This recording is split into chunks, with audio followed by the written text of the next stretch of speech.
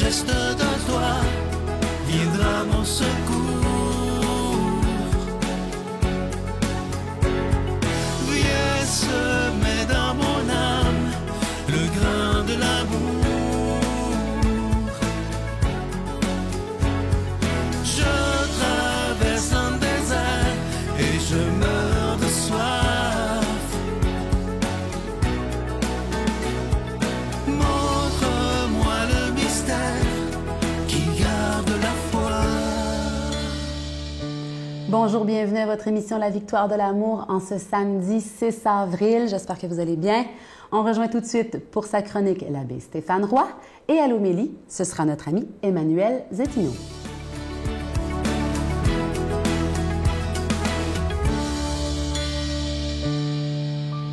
Bonjour à toi, bon samedi, bienvenue à cette chronique sur les chemins du cœur.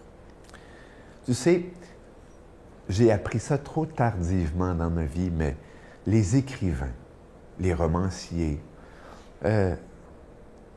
nous offrent pas seulement que du divertissement, hein, du voyage à l'extérieur. Hein. Les gars à la prison disent « Tu nous as fait voyager, tu nous as fait sortir, tu nous as fait nous évader. Hein. » par la tête. Hein? Non. Très souvent, les écrivains et ceux qui traversent le temps, leur époque, hein, eh bien, sont des gens qui, à travers leurs romans, leurs essais, nous livrent une profonde réflexion, un regard sur la vie, sur l'existence, l'amour, les grands sujets, la mort. Et un de ceux-là, pas très lointain, qui a écrit en plus en français, eh bien, est Albert Camus. Bien évidemment, on peut être pour ou contre sa philosophie qui a parfois son côté sombre, hein? Mais il regarde le monde avec un tel réalisme que ça fait du bien de le lire. Et dans L'Homme révolté, qui est un de ses livres, il y a cette phrase. L'homme, l'être humain, est la seule créature qui refuse d'être ce qu'elle est. Et qu'est-ce que ça veut dire, ça? L'humain est la seule créature qui refuse d'être humain. Et ça, c'est quelque chose qui me frappe, tout spécialement dans la manière, des fois, que j'ai d'analyser les gens et leur religion. C'est que la peur d'être humain consiste très souvent à être la peur d'être fragile, la peur d'être faillible, de faire des erreurs, la peur d'être mortel. Et on sait que parmi toutes ces peurs, la peur de la mort est généralement à l'origine des courants spirituels de l'humanité. La mort étant tellement absurde qu'il faut lui donner un sens. Et très souvent, c'est le sens de l'éternité. La mort, c'est une porte, c'est un voile, c'est un rideau.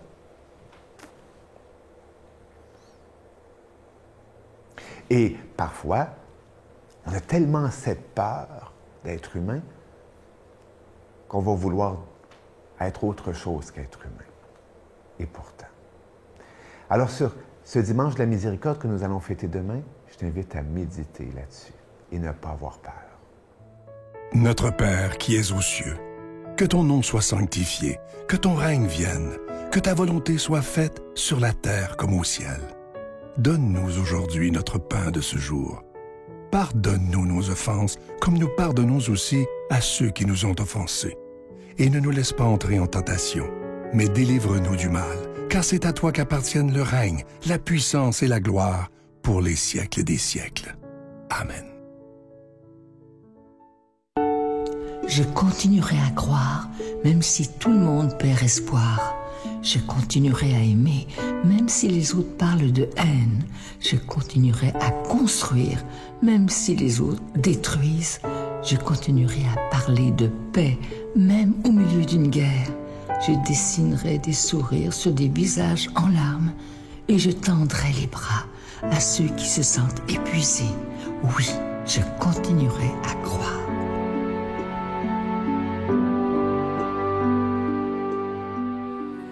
Je suis tellement content de vous parler du magnifique cadeau du mois d'avril, le mois de la résurrection. C'est un livre que Geneviève vient tout juste de finir. Il est tout chaud et le titre qu'elle a choisi est absolument magnifique. Vous le voyez à l'écran. Impardonnable, point d'interrogation. Doit-on tout pardonner? Moi, je vous le dis, ce livre-là va devenir presque un livre de référence tellement c'est clair, c'est précis. Elle nous donne des bons conseils, toujours appuyés sur ce que Jésus a à nous dire comme message. Alors, vous le recevrez avec un don de 25 $. Si vous en voulez deux, parce que ça se donne bien en cadeau. C'est des sujets qui font réfléchir, évidemment, le pardon. Alors, c'est avec un autre 40 $, vous allez en avoir deux. Je vous donne l'adresse, la Victoire de l'amour, case postale 120, succursale Boucherville à Boucherville, J4B 5E6, je vous la redonne. La Victoire de l'amour, case postale 120, succursale Boucherville à Boucherville, J4B 5E6. Également par téléphone, par carte de crédit du lundi au jeudi de 8h à 17h dans le 514-523-4433, 523-4433 ou sans frais le 1-888-811-9291, 1-888-811-9291 et aussi sur notre site Internet, le www.lavictoiredelamour.org. Alors, je vous rappelle ce magnifique cadeau du mois pour le mois d'avril, le mois de la résurrection. C'est un livre qui va nous faire beaucoup, beaucoup réfléchir. Je vous rappelle le titre, Impardonnable, doit-on tout pardonner? J'ai hâte que vous m'en donniez des nouvelles et en donniez des nouvelles à Geneviève, parce que c'est un sujet... Chaque fois qu'on parle du pardon, qui fait beaucoup réagir les gens, on a chacun notre définition du pardon, mais Geneviève nous a vraiment donné de très, très bonnes pistes pour bien réfléchir et méditer. Merci de tout cœur.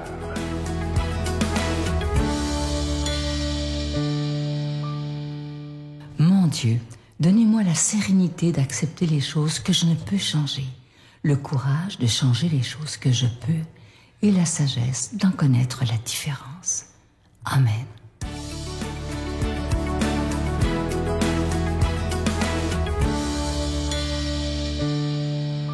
Le Seigneur soit avec vous. Évangile de Jésus-Christ selon saint Marc. Ressuscité de grand matin, le premier jour de la semaine, Jésus apparut d'abord à Marie-Madeleine, de laquelle il avait expulsé 7 démons. Celle-ci partit annoncer la nouvelle à ceux qui, ayant vécu avec lui, s'affligeaient et pleuraient. Quand ils entendirent qu'il était vivant et qu'elle l'avait vu, ils refusèrent de croire. Après cela, il se manifesta, sous un aspect inhabituel, à 2 d'entre eux qui étaient en chemin pour aller à la campagne. Ceux-ci revinrent l'annoncer aux autres qui ne les crurent pas non plus. Enfin, il se manifesta aux 11 eux-mêmes, pendant qu'ils étaient à table. Il leur reprocha leur incrédulité et leur endurcissement, parce qu'ils n'avaient pas cru ceux qui l'avaient vu ressusciter. Puis il leur dit, « Allez dans le monde entier, proclamez la bonne nouvelle à toute la création. » Acclamons la parole de Dieu. Alors ici, on voit la réalité, malgré la joie pascale, de ce comportement humain que nous avons souvent. Face à la douleur, face à la souffrance, face à l'incompréhension ou à la solitude, souvent nous doutons de la capacité de Dieu à intervenir. Souvent, quand on se sent seul ou en souffrance ou qu'on se sent abandonné, on va penser que même Dieu n'est pas capable d'agir et de changer le tout. On vit dans une espèce de ténèbres, dans une espèce de noirceur. Et justement, la résurrection, elle vient transformer tout ça.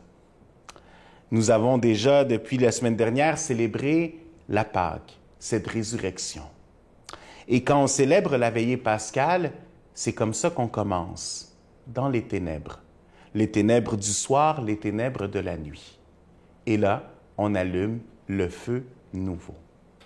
Un feu, une petite lumière qui commence et qui enlève cette obscurité-là. qui nous dit « la vie est plus forte que la mort », qui nous dit « Dieu peut agir dans la souffrance, dans le désespoir, dans la solitude ». Parce que cette lumière, elle vient nous guider, elle vient nous aider pour avancer.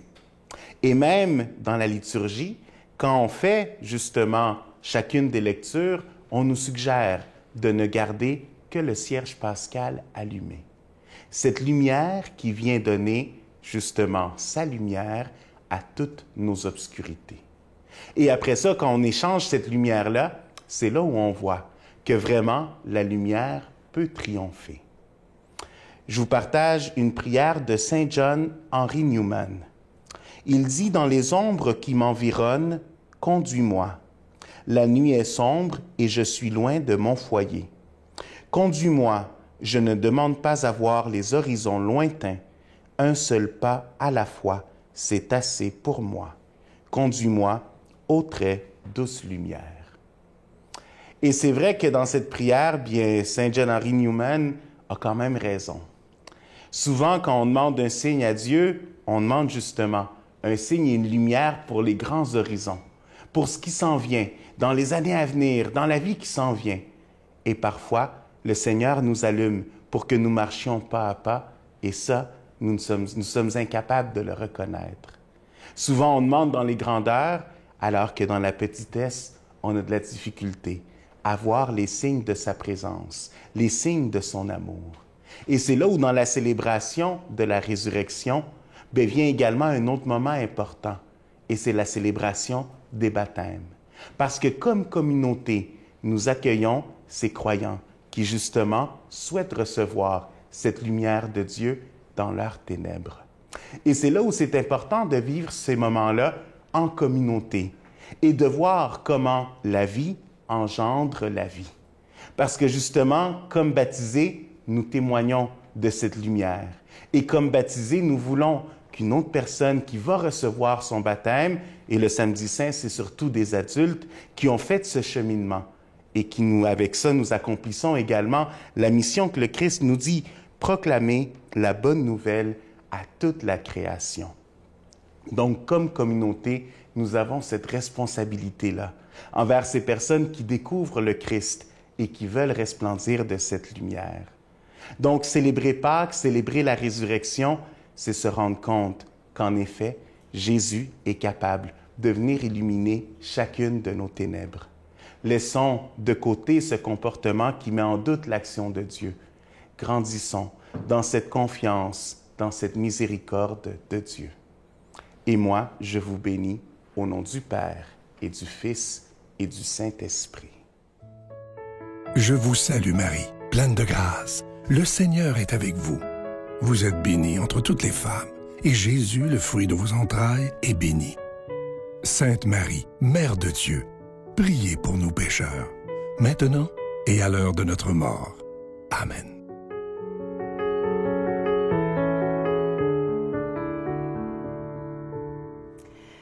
Je suis tellement contente avec la Victoire de l'amour de vous offrir en cadeau du mois, en échange de votre don, ce livre sur le pardon, qui est un grand résumé de ce qu'est le pardon et comment pardonner également. Si vous voulez des outils concrets pour entrer dans ce beau cheminement du pardon dans votre vie, envers vous-même, envers les autres. Parfois, on a des choses qui nous tirent vers le bas. Lâchons prise, entrons dans cette belle démarche du pardon et le cadeau du mois d'avril est un outil précieux pour nous aider à aller de l'avant. Bonne journée. Mais par quoi je me sens habitée actuellement? Qu'est-ce qui prend le plus de place en moi? Fait que des fois, on va arriver au constat, on va se dire « Ouais, actuellement, c'est pas nécessairement très lumineux ce qui m'habite. » Chantez l'amour, gens de toute la terre. Chantez l'amour, homme de toute frontière. L'amour est la lumière de tous les peuples.